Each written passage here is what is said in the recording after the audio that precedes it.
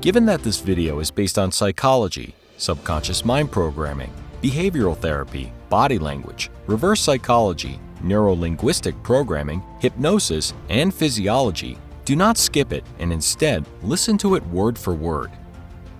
Myths about making someone love you. Do you believe that love is a random, uncontrollable process? Do you believe that if the person you love did not return your love, there is nothing you can do? Do you believe you'll never be able to make someone fall in love with you? The real secret to making someone fall in love with you. I dislike websites that keep repeating the same logical and intuitive tricks that everyone is aware of. The core of the videos on this channel are about psychology, but we present the complex principles in a simple way so that you can understand them. This video takes advantage of the human brain's operation and teaches you how to use psychology to make someone fall in love with you. The shocking truth is that love and hatred are completely controlled by the mind. You have a good chance of making someone fall in love with you if you can understand the logic behind the mind's operation. Love is a psychological emotion that can be controlled, just like any other. There are methods for dealing with and controlling stress, just as there are methods for making someone fall in love with you, which you will learn about as you gain a better understanding of the psychology of falling in love. While this information may not work 100% of the time, it will at least double or triple your chances of making someone fall in love with you. What makes us fall in love, based on the psychology of falling in love? You were walking down a sidewalk with absolutely nothing out of the ordinary when she emerged from the store next door and you fell in love with her at first sight. Duh! What occurred? The answer is straightforward. It all comes down to how your mind works. If you are single or not in a relationship, your mind will always be on the lookout for your long-awaited partner. Even if you believe you don't care about relationships right now, you will fall in love with the first person who meets your requirements. But who is she? Why not another person? Each of us has some sort of mental checklist that includes a list of requirements that a person must meet in order for you to love him. If a person does not match some of the items on this list, he is disqualified as a potential partner and you will consider him a friend. The items on your checklist are, of course, unique to you and depend on your background, values, previous experiences, and beliefs. The first 3 lines of a checklist for a guy named Bob are shown below. Bob is a man, and his list begins with the 3 conditions listed below. The first requirement is that she have the same educational background as I do.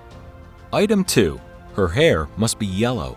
Bob had previously failed to establish successful relationships with blondes, so his subconscious mind included this item on his list to help him make up for his previous failures. 3. She must be assertive in nature. Bob wasn't an assertive person, and because we are drawn to people who have what we need, Bob's mind included this item in his criteria. If Bob is not right now in a relationship and meets an amazing girl with black hair, he is unlikely to fall in love with her without realizing that the true reason he didn't love her is that she did not meet his subconscious criteria. People are usually unaware of their subconscious criteria, which is why they describe love as a mysterious thing with no rules. However, once they become aware of their subconscious criteria, they will be able to understand why they fell in love with certain people and not others. You will know how to stop loving someone and how to make someone fall in love with you once you become aware of your own list. You can fall in love with anyone as long as he meets your subconscious criteria, which is why you should never feel bad after a breakup because you will find another person who meets your criteria and may even be better than the first one sooner or later. Is it possible to fall in love at first sight? It certainly is. If someone met your unconscious criteria the moment you saw him, you will most likely fall in love with him at first sight. You may be wondering, how can I know he meets my criteria if I've never spoken to him? The answer is simple. The criteria could include how he walks, talks, or looks at you. This could also happen if the person's actions or appearance reminded you of someone you previously loved. People usually fall in love with those who are similar to those they previously loved. If you base your criteria heavily on appearance, you have a much better chance of falling in love at first sight than someone who prioritizes personality or other qualities. Making someone fall in love with you. The methods and techniques listed below can assist you in making someone fall in love with you. It's worth noting that the majority of them are based on the psychology of falling in love, so keep listening to gain comprehension. I have what you need. When people look for a partner, they unconsciously try to find someone who has characteristics similar to those they like about themselves and characteristics different from those they dislike about themselves. For example, if a person feels inferior but is extremely intelligent, he will seek an intelligent and confident partner. If this is the person you're looking for, playing a confident person can be very effective because you'll be sending a message to his or her subconscious mind that says, "I have what you need." Furthermore, do your best to demonstrate to him that you share some common interests. Don't lie, just look for what you have in common. Meeting criteria. Each of us has a short list of basic criteria that must be met before we can fall in love with someone. Although meeting these criteria does not guarantee that we will love the person, failing to meet any of them ensures that we will never love him. Examples of these criteria include, he must not smoke, he must be religious, and so on. You should try to learn about the person you like's background and try to meet his basic requirements, or you will be rejected before you even begin. Will trying harder help? Or does chasing him or repeatedly asking him out work? If your target partner is externally dependent, doing these things will most likely work. External dependency is the act of relying on something or someone to make you feel better or to get you out of a bad mood. When a person becomes externally dependent, he is more likely to jump at the first opportunity to enter into a relationship. If the person you're after is externally dependent, your chances of making him fall in love with you are much higher. That is why caring for someone when he is down increases your chances of being liked by him, because people become more externally dependent during these times.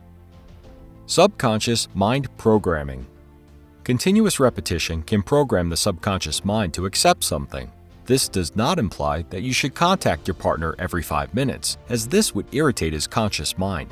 Chasing the subconscious mind is as simple as staying in sight and allowing him to see you a lot. Even if you rarely speak, simply remaining in the person's presence will help you program his mind in a more effective manner.